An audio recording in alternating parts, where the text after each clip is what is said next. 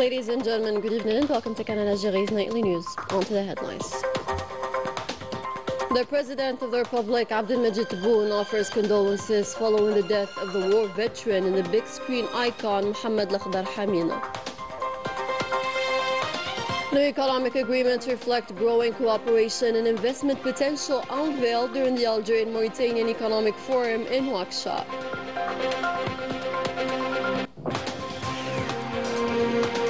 The rise of France's far right, fueled by exclusionary rhetoric and shadowy funding, like the Persil project, is sparking broad opposition as figures like Bruno Retailleau gain ground, concerns grow. The annual seminar of UN Special Committee on Decolonization delivers a fresh blow to Moroccan occupation illusions and supports the Sahrawi people's right to self-determination.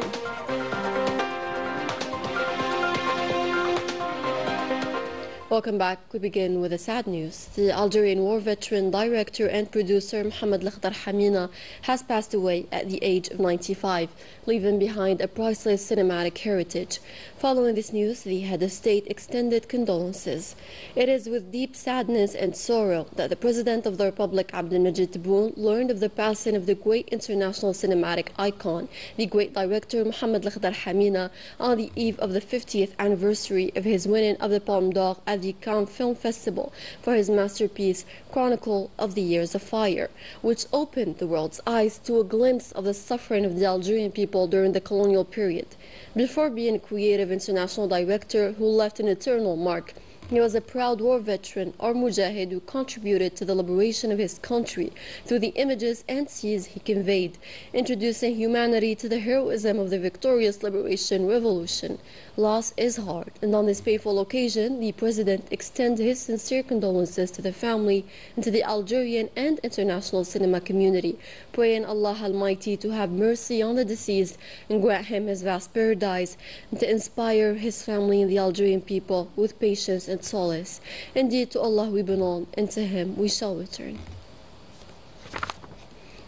In his capacity as a representative of the President of the Republic, Abdelmajid Tebboune, the Secretary of State to the Minister of Foreign Affairs in charge of the national community abroad, Sofiane Chaib, is taking part in the inauguration ceremony in Ecuador of elect President Daniel Noboa Azin, which will take place tomorrow in the capital, Quito.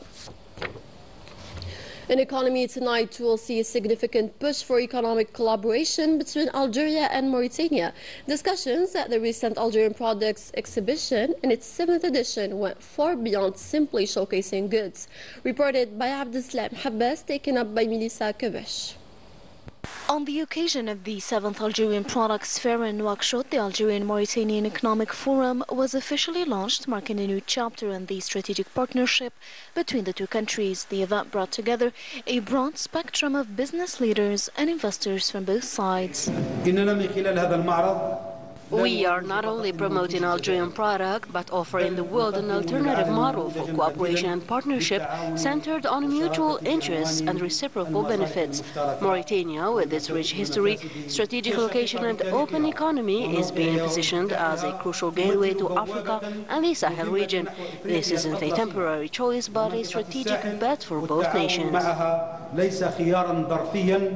بل هو رهان استراتيجي إن دعم الاتحاد الوطني لأرباب العمل الموريتانيين. The establishment of this forum stems from its firm belief that economic integration between Mauritania and Algeria is not only an option, but a necessity to achieve the development witnessed in both countries. بل هو ضرورة لتحقيق التنمية المستدامة المنشودة في البلدين الشقيقين. The focus here isn't just on Algerian products, but on presenting a new model for cooperation built on shared interests and mutual gains.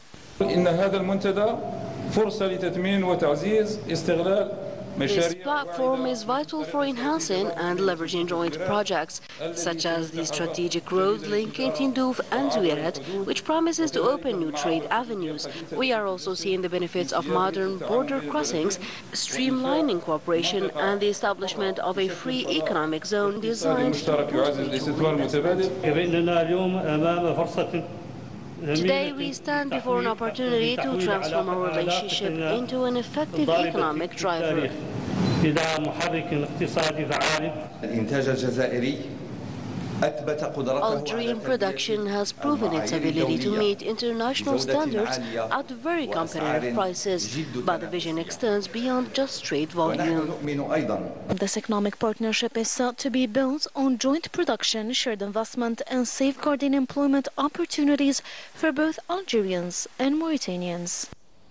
In a related context, efforts to bolster Algerian-Mauritanian relations were reaffirmed by both sides during the reception of the Minister of Domestic Trade and National Market Regulation, Tayyip Zitouni, by the Mauritanian President Mohamed Ould Sheikh Al Ghazouani, who expressed his pride in the distinguished and strategic relations binding the two neighboring countries. On the occasion, Zitouni conveyed the greetings of the President of the Republic, Abdelmajid Tebboune, and his sincere wishes for continued health and success to his counterpart and more development and prosperity to the brotherly Mauritanian people. In the same news, the 7th Algerian Products Fair in Mauritania is underway with over 200 Algerian exhibitors promoting their expertise and boosting trade ties with Mauritania. The event aims to make Mauritania a key gateway to West African markets. Abdeslam Habas and Manal Mafo. Far more than a typical trade event, the Algerian Fair in Mauritania stands as a powerful emblem of the strong, trust-based ties between the two nations, reflecting mutual respect and a joint commitment to long-term economic collaboration. Algeria and Mauritania share deep-rooted ties shaped by history, neighborhood, and a common destiny. In recent years, their relations have significantly strengthened thanks to the vision of President Mohamed Ould Sheikh Al Ghazouani and his counterpart, President Abdelmajid Tebboune. Under the guidance of Prime Minister Mohamed Ould Bilal, both governments have worked with determination to build a strong foundation for a lasting partnership.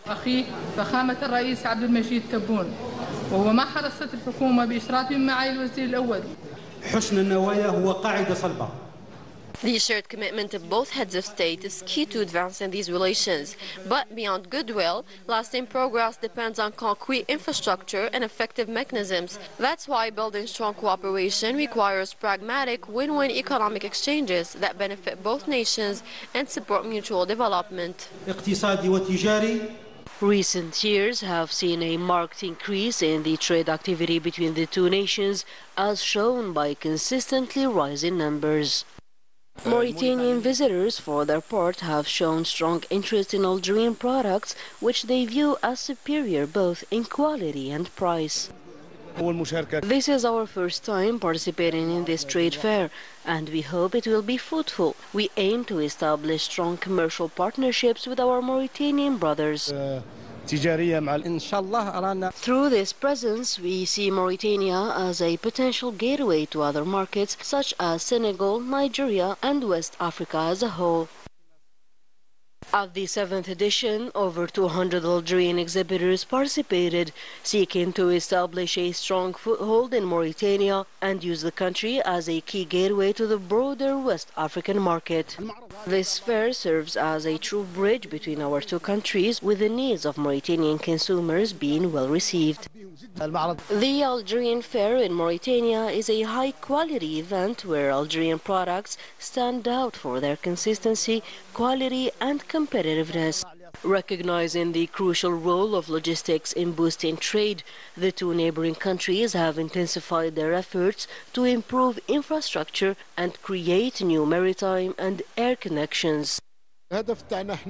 Our goal is to further develop this transportation network, ease the participation of economic operators, and support our exporters in reaching markets across Africa, particularly in West Africa. The Algerian Fair in Mauritania is becoming a driving force for closer economic ties and a central hub for a common vision across the continent. And as we've seen in the course of the last few days, Algeria has risen to the challenge once again of hosting a major global financial and economic event, meeting the high stakes of the Islamic Bank's annual meetings with the signing of 70 agreements worth $5 billion with 26 countries. Roundup of the successful event with Midisali Balaman. Algeria has once again demonstrated its ability to host major global financial events, marking its third time organizing the Islamic Development Bank's annual meetings. The stakes were high and the results delivered. 70 agreements were signed with 26 countries amounting to $5 billion in commitment, underscoring the scale and ambition of both organizers and participants. وفي ختام هذا الأسبوع المميز في الجزائر العاصمة. As this exceptional week in Algiers draws to a close, I would like to extend, on behalf of the Islamic Development Bank Group, our deep appreciation to President Abdelmajid Tebboune for his generous patronage. This gathering marks a renewed chapter in a long-standing trust-based partnership. هذا العام فصلا جديدا من فصول شراكة طويلة مبنية على الثقة. أصبحت فرصة. This has been more than just a financial summit. It's been a space for global dialogue. And for Algeria, this is its third time hosting these annual meetings. The first was in 1990, the second in 2001, and now again in 2025. المرة الأولى كانت في سنة 1990 ومرة ثانية في سنة 2001 اليوم في 2025. The high turnout reflected Algeria's growing status, not only within the bank's ecosystem, but also among leading international financial operators. The forum became a platform for addressing urgent global economic challenges amid rising uncertainty. The Arab Coordination Group, which includes several development institutions like the Islamic Development Bank, plays a vital role in financing projects internationally. Algeria has surpassed expectations with its organization of this year's summit. While the bank provides financial support to member countries, we contribute technical expertise to help bring these projects to life. As an African group, our partnership with the Islamic Development Bank is crucial. Their funding is instrumental in driving both investment and international trade. With this year's success behind it, the Islamic Development Bank has already set its sights on the next destination, Baku, Azerbaijan, where the annual meetings will be held in 2026. In the international window of tonight, at least 50 Palestinians were martyred following a Zionist strike on a residential building in northern Gaza, while the World Health Organization sounds the alarm over the blocked aid, which affected the health of the residents of the Strip. On the other hand, the health ministry announced 20 children and elderly deaths related to starvation in the last couple of days. The rise of France's far-right, fueled by exclusionary rhetoric and shadowy funding like the Paris-Lille project, is sparking broad opposition as figures like Bruno Retailleau gain ground. Concerns grow over threats to Republicans' values and democracy. Misalila Balaman has the following. The rise of right-wing and far-right movements in France is raising serious concerns, especially with Bruno Retailleau now leading the Republicans. His leadership is characterized by tough rhetoric that often emphasizes exclusion and a narrow sense of national identity. This shift in political discourse has become more accepted in public debate, worrying many who defend Republican values as it fosters division and hostility. It's a tragic shift, the transformation of what used to be known as the Republican right. What we see now is a reactionary, ultra-conservative, identity-driven right-wing that's racing to keep up with the national rally. Ultra-conservatrice, identitaire, qui fait la course avec le Rassemblement national. A significant part of the far-right swift growth comes from hidden financial networks supporting campaigns based on fear, particularly targeting immigrants and Muslims. One controversial initiative called Périclès, funded by billionaire Pierre-Edouard Sterrin, has drawn considerable media attention. Deeply hostile to the left, Pierre-Edouard Sterrin, through his Périclès initiative, is determined to push far-right and extreme-right ideologies both into public opinion and into electoral success. For months, years really, he has been trying to figure out how to bring his ideas to power. Ultra-reactionary, libertarian, economically ultra-liberal, socially conservative, anti-immigration and so on. The question he's pursuing is, what political vehicle can carry all of this into government? I don't know if you were at the Dome with Bruno Retailleau. That's where he declared, "Down with the veil." Present at that event were people like Bergeau Blaclair and others connected to Périclès. It felt like a kind of twisted Republican rally, but dripping with Islamophobia, anger and outright hatred. tout à fait engagé, je veux dire, voire ruisselant quand même de hargne et de haine. In response, a wide-ranging opposition is forming across both grassroots groups and political elites. They challenge these extremist views and questionable funding sources, warning that such developments pose a real threat to France's democracy and future. That was a story by Minister Lila Balaman on the Pericles scandal in France.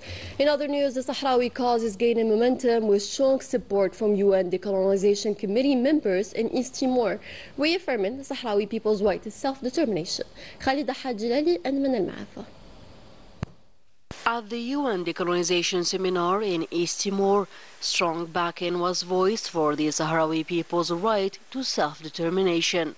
Delegates from over 100 countries called for an end to colonialism and full recognition of the Sahrawi independence.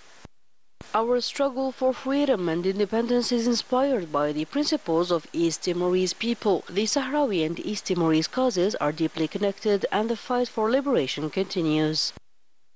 This year marks 65 years since the Declaration on Independence for colonial peoples. East Timor's struggle is a powerful example of the right to self-determination and the strength of international solidarity. On the free and independent soil of East Timor, a nation that endured the pain of occupation, solidarity with the Sahrawi people is strengthened through the Asia-Pacific Conference in support of Western Sahara. East Timor has first-hand experience with the UN Decolonization Committee and the struggle for independence. We know that all territories on the list of non-self-governing regions must be allowed to exercise the right to self-determination and independence. The participants condemned human rights abuses in occupied Sahrawi territories and the ongoing plunder of local resources, praising the Sahrawi people's resilience and exposing the occupiers' corruption and false narratives. The Deputy Prime Minister and Foreign Minister of Belgium, Maxime Prevot, reiterated his country's firm position in support of international law in regards to Western Sahara, exonerating his country of any individual statement against his position. During the same interview with RTL, the Belgian Foreign Minister stated that his country's position is in line with international legitimacy and the decisions of the UN. And with that, we end tonight's bulletin. Thank you for watching. Take care.